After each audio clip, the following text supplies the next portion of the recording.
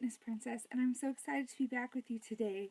A couple of days ago, I introduced a new series that I had started called Journey to Jesus, and kind of sharing my personal story of how I found Jesus in the midst of my trials and hardships.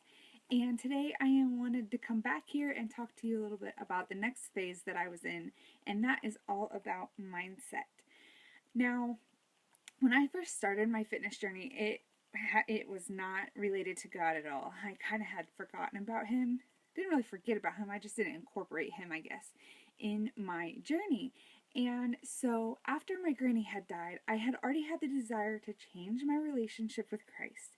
So I jumped into a brand new Bible study, and when I look back, I know that God had orchestrated all of that because it was exactly what I needed to hear.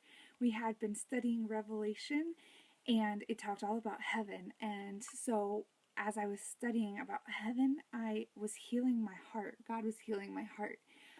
I knew that my granny would not want to come back here, especially after already being in heaven, and I would not want that.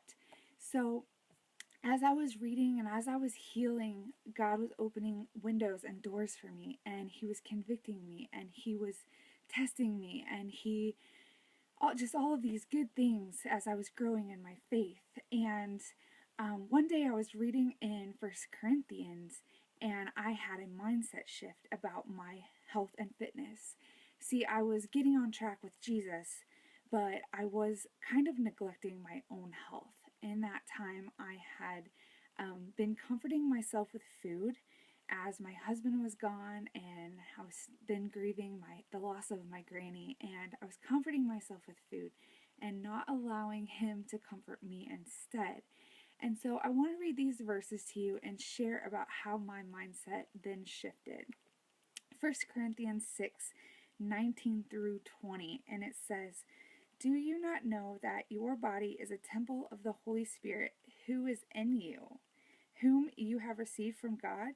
You are not your own. You were bought at a price. Therefore, honor God with your body." I had read those verses over and over again, and this time it clicked. I realized that the Holy Spirit was living inside of me. He was the one convicting me. He was teaching me. He was reminding me of God's promises. And it's His home. My body is His home. So I needed to take care of myself. I needed to exercise. I needed to eat right and fuel my body with the right nutrients, because this is where God lives. He lives inside of me. This is the only body I ever get, and I want to treat it right.